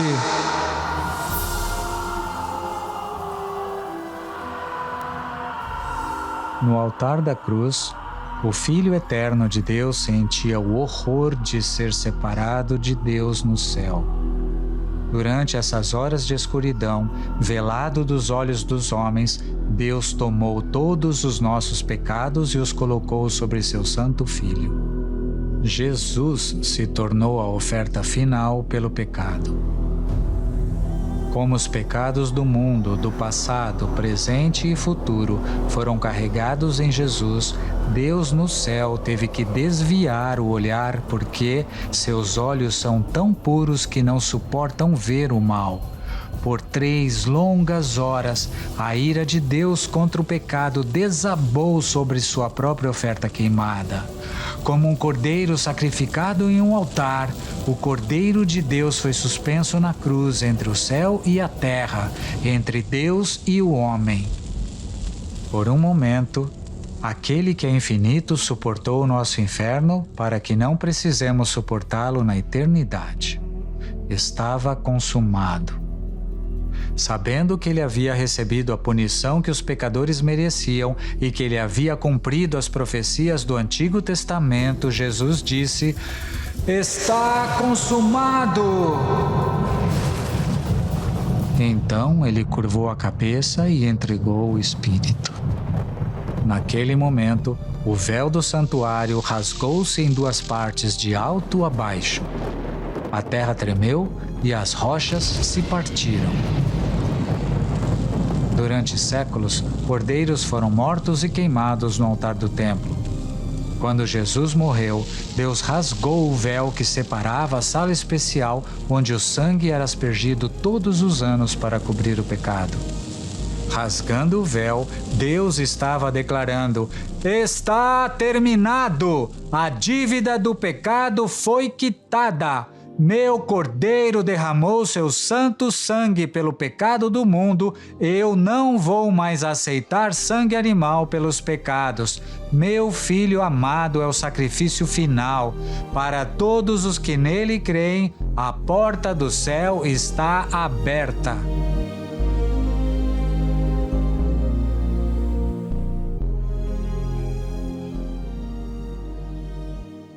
Setecentos anos antes, o profeta Isaías escreveu: Ele foi transpassado por causa das nossas transgressões, foi esmagado por causa de nossas iniquidades. Ele foi espancado para que ficássemos intactos. Ele foi chicoteado para que pudéssemos ser sarados. Todos nós, como ovelhas, nos desviamos. Deixamos os caminhos de Deus para seguir os nossos. No entanto, o Senhor levou sobre si os pecados de todos nós. Está consumado. Jesus de Nazaré estava morto. Só para ter certeza, um soldado enfiou uma lança em seu lado. Sangue e água jorraram. As esperanças dos discípulos também estavam mortas. Pensando que Jesus deveria ter esmagado os romanos e estabelecido seu reino na terra, os discípulos ainda não haviam entendido sua promessa de ressuscitar ao terceiro dia. Os corpos dos crucificados eram geralmente jogados em um depósito de lixo fora da cidade ou em uma vala comum. Não foi assim com o corpo de Jesus. 700 anos antes, o profeta Isaías havia escrito: Foi-lhe dado um túmulo com os ímpios e com os ricos em sua morte. Deus planejou que seu filho fosse sepultado em um túmulo de honra.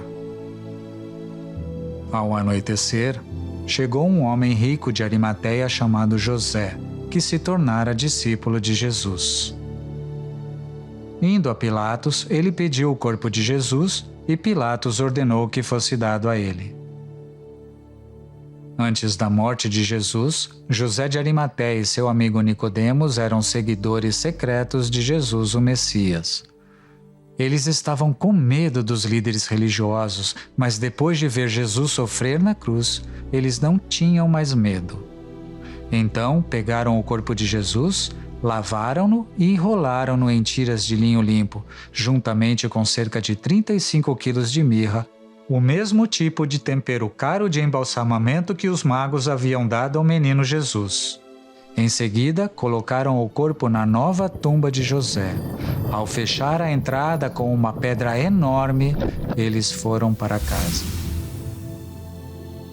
Era um enterro real, adequado para um rei. Na manhã seguinte, os líderes religiosos foram a Pilatos. Senhor, disseram eles, lembramos que enquanto ele ainda estava vivo, aquele impostor disse, depois de 3 dias ressuscitarei. Ordena, pois, que o sepulcro dele seja guardado até o 3º dia, para que não venham seus discípulos e, roubando o corpo, digam ao povo que ele ressuscitou dentre os mortos. Este último engano será pior que o primeiro. Levem um destacamento, respondeu Pilatos. Vão, mantenham o sepulcro em segurança como acharem melhor. Então eles foram e armaram um esquema de segurança com um destacamento montando guarda e lacrando a pedra. Enquanto isso, dentro do túmulo, o que estava acontecendo com o corpo de Jesus? Nada.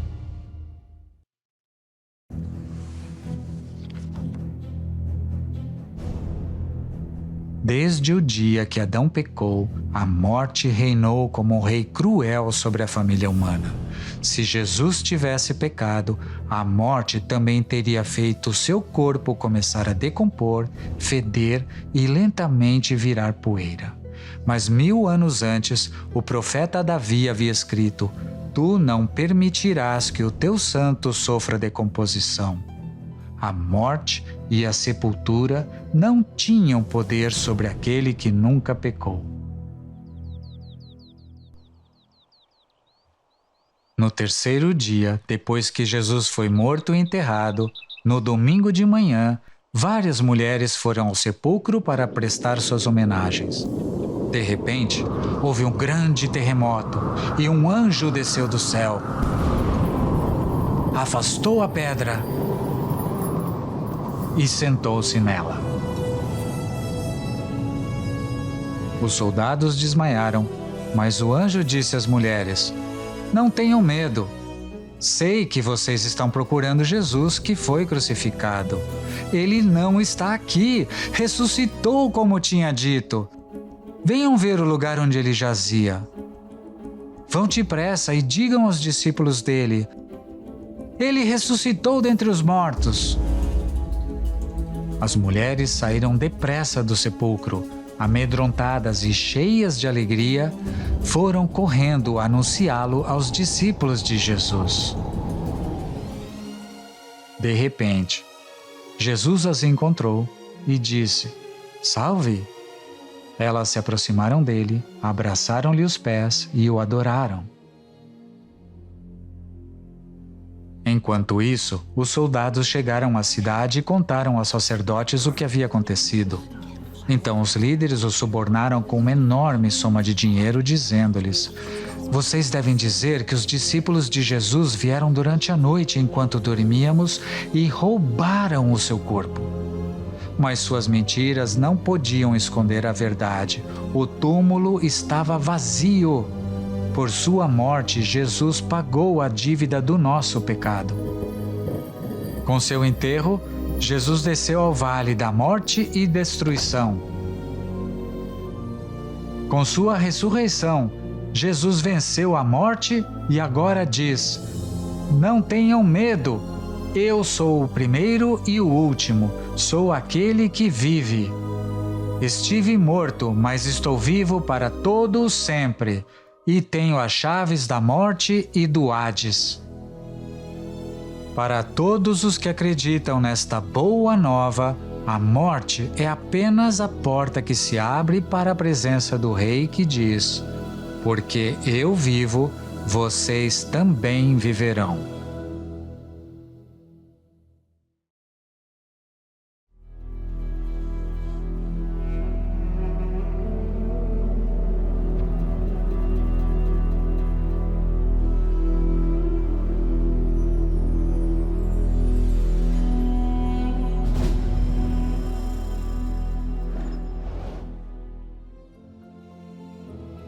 No dia da ressurreição, Jesus apareceu a muitos de seus discípulos, primeiro para as mulheres, depois para Pedro e depois a 2 viajantes.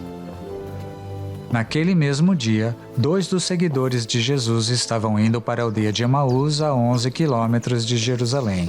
O próprio Jesus se aproximou e começou a caminhar com eles, mas Deus os impediu de reconhecê-lo. Ele lhes perguntou: "Sobre o que vocês estão discutindo enquanto caminham?" Eles pararam, com os rostos entristecidos. Um deles, chamado Cleopas, perguntou-lhe: "Você é o único visitante em Jerusalém que não sabe das coisas que ali aconteceram nestes dias?" "Que coisas?" perguntou Jesus. Os viajantes contaram como eles esperavam que Jesus de Nazaré fosse o Messias que conquistaria seus inimigos, mas ele foi crucificado. E agora o túmulo estava vazio. Não fazia sentido. Então Jesus lhes disse: "Como vocês custam a entender e como demoram a crer em tudo que os profetas falaram? Não devia o Cristo sofrer estas coisas para entrar na sua glória?" E começando por Moisés e todos os profetas, explicou-lhes o que constava a respeito dele em todas as Escrituras.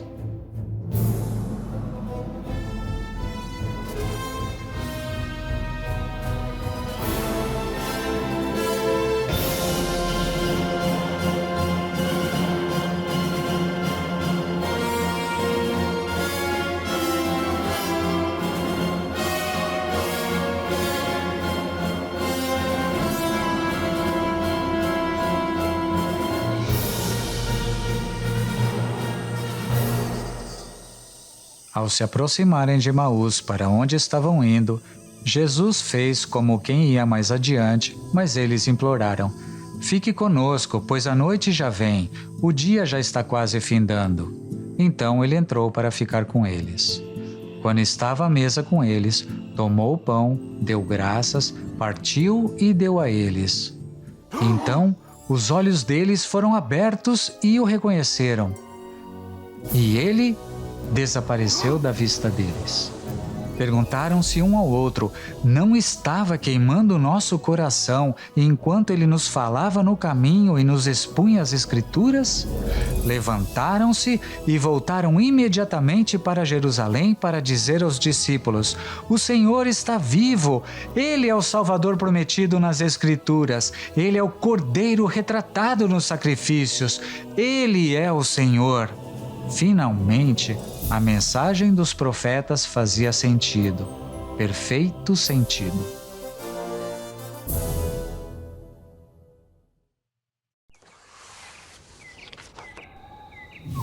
Era domingo à noite. Os discípulos estavam reunidos com as portas trancadas. De repente, Jesus apareceu na sala e disse: "Paz esteja com vocês." Depois que ele disse isso, mostrou-lhe as mãos e o lado. Os discípulos alegraram-se quando viram o Senhor. Tomé, um dos 12 discípulos de Jesus, não estava lá naquela noite. Mais tarde, os discípulos lhe disseram: "Vimos o Senhor!" Mas Tomé lhes disse: "Se não vir as marcas dos pregos nas suas mãos, não colocar o meu dedo onde estavam os pregos e não puser a minha mão do seu lado, não crerei." Uma semana depois, seus discípulos estavam outra vez ali e Tomé com eles. Embora as portas estivessem trancadas, Jesus entrou, pôs-se no meio deles e disse: "Paz seja com vocês." E Jesus disse a Tomé: "Coloque o seu dedo aqui. Veja minhas mãos. Estenda a mão e coloque-a no meu lado. Pare de duvidar e creia." Disse-lhe Tomé: "Senhor meu e Deus meu." Então Jesus lhe disse: "Porque me viu, você creu? Felizes os que não viram e creram."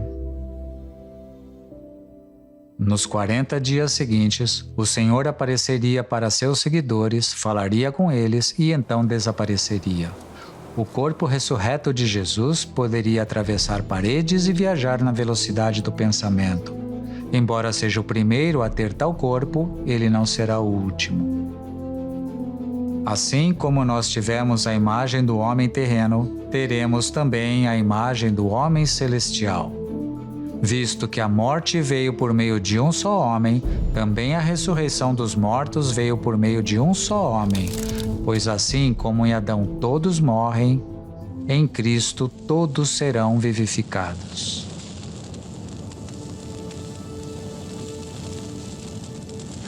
Você entende que você é um pecador e que não tem como ganhar o direito de viver no reino de Deus? Você acredita que o Senhor Jesus Cristo morreu em seu lugar por seus pecados e ressuscitou derrotando a morte por você? Se sim, então Deus diz que você não está mais em Adão. Deus lhe vê como justo em Cristo. Um dia, você também receberá um corpo transformado, assim como o dele, mas sem as marcas dos pregos.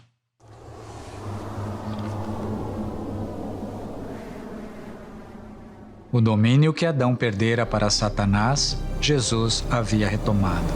Por sua total autoridade sobre o diabo e demônios, vento e ondas, doença e fome, pecado e morte, Jesus mostrou que ele tinha perfeito controle. Mesmo quando os líderes religiosos e soldados o prenderam, torturaram e crucificaram, ele os deixou fazer isso. É por isso que antes de retornar à casa de seu pai, o Senhor Jesus disse aos seus discípulos: "Foi-me dada toda a autoridade nos céus e na terra.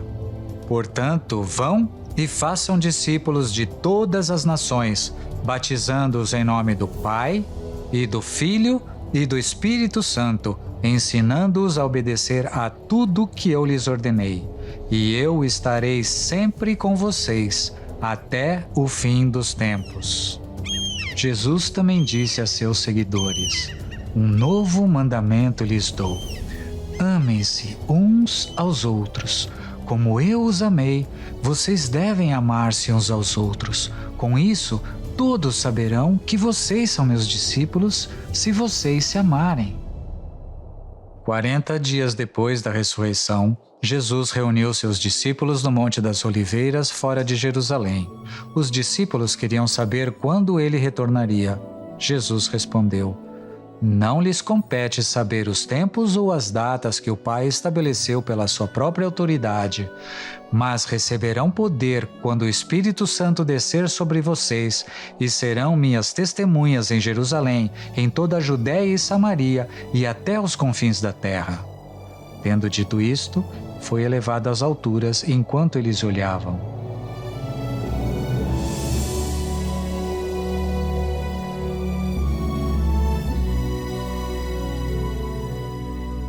E uma nuvem o encobriu da vista deles. Eles ficaram com os olhos fixos no céu enquanto ele subia. De repente surgiram diante deles 2 homens vestidos de branco. Galileus, eles disseram, por que vocês estão olhando para o céu? Este mesmo Jesus que dentre vocês foi elevado aos céus, voltará da mesma forma como o viram subir. Então eles voltaram para Jerusalém. Enquanto isso, no céu, era a hora do rei ser coroado de glória e honra.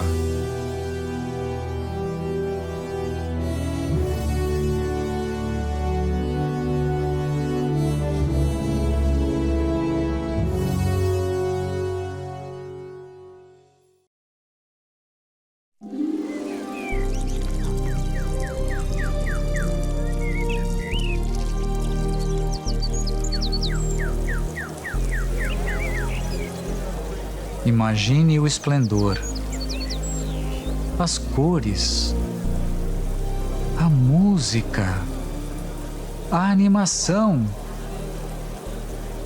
100 milhões de anjos conversando entre si. O rei está voltando para casa, mas sua aparência estará diferente. Aquele que criou o homem à imagem de Deus terá para sempre a imagem de homem. Um silêncio se instala sobre a cidade celestial.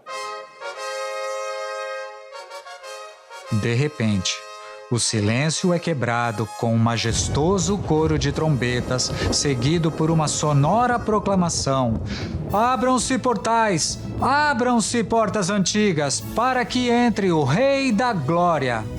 Quem é o Rei da Glória? O Senhor, forte e poderoso. O Senhor, invencível em batalha. Quem é o Rei da Glória? O Senhor, todo-poderoso. Ele é o Rei da Glória.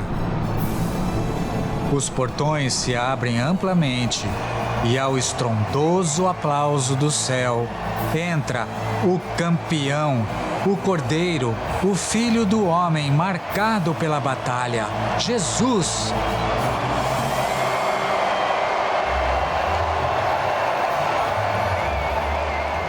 Pelo meio da multidão de adoradores, ele caminha até o trono de seu Pai. Virando-se, ele olha para a corrida de resgate de Adão e se senta. Missão cumprida. Depois, os cidadãos celestes cantam um novo cântico para o seu amado Rei. Tu és digno, pois foste morto e com teu sangue compraste para Deus gente de toda tribo, língua, povo e nação. Então os anjos cercam o trono, louvam a Deus e dizem: digno é o Cordeiro que foi morto, de receber honra, glória e louvor. Na terra hoje, a maioria dos descendentes de Adão ainda estão cativos no reino do pecado e da morte de Satanás. mas a liberdade está disponível. Por sua morte, sepultamento e ressurreição, o Senhor Jesus venceu a batalha decisiva.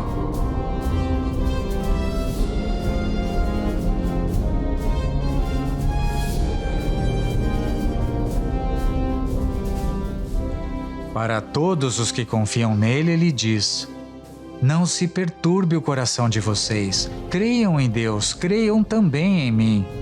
Na casa de meu pai há muitos aposentos. Vou preparar-lhes lugar, voltarei e os levarei para mim, para que vocês estejam onde eu estiver. Eu sou o caminho, a verdade e a vida. Ninguém vem ao Pai a não ser por mim.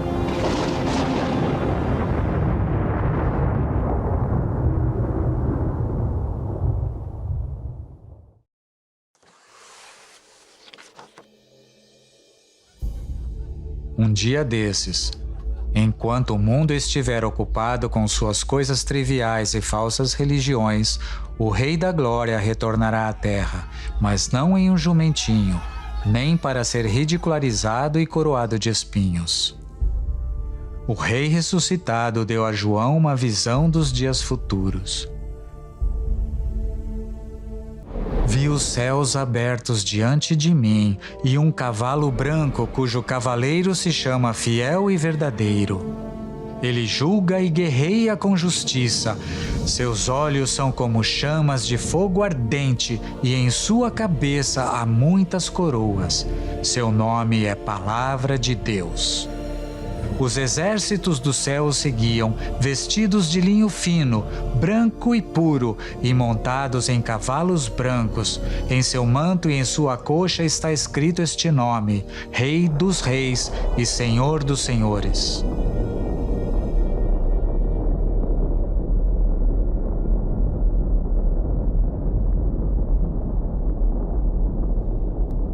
Quando o Rei retornar, uma voz trovejará do céu: o reino do mundo se tornou o reino de nosso Senhor e de seu Cristo, e ele reinará para todo o sempre.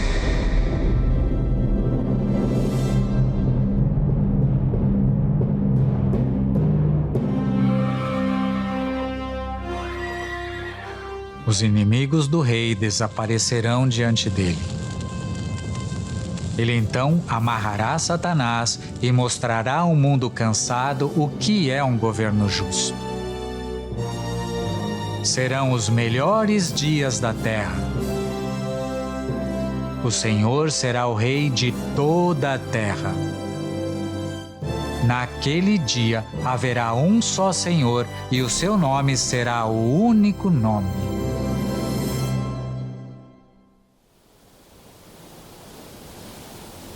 No dia do julgamento, o Senhor será o juiz. Ele se sentou em um trono envolto em fogo, e as rodas do trono estavam em chamas. Diante dele saía um rio de fogo. Milhares de milhares o serviam, milhões e milhões estavam diante dele. O tribunal iniciou o julgamento e os livros foram abertos. Satanás e seu reino das trevas serão lançados no lago de enxofre ardente. Por fim, a cabeça da serpente será esmagada para sempre.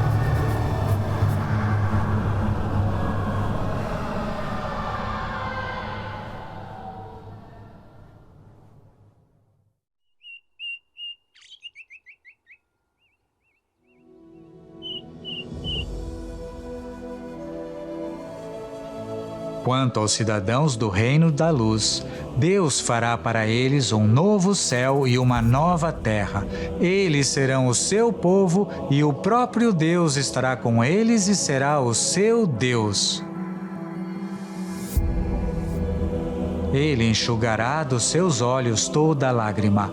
Não haverá mais morte, tristeza ou choro.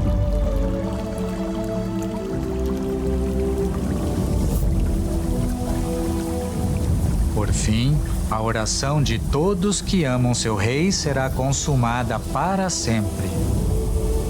Venha o teu reino, seja feita a tua vontade, assim na terra como no céu. Essa é a sua oração? Você se curvou para o Rei da Glória?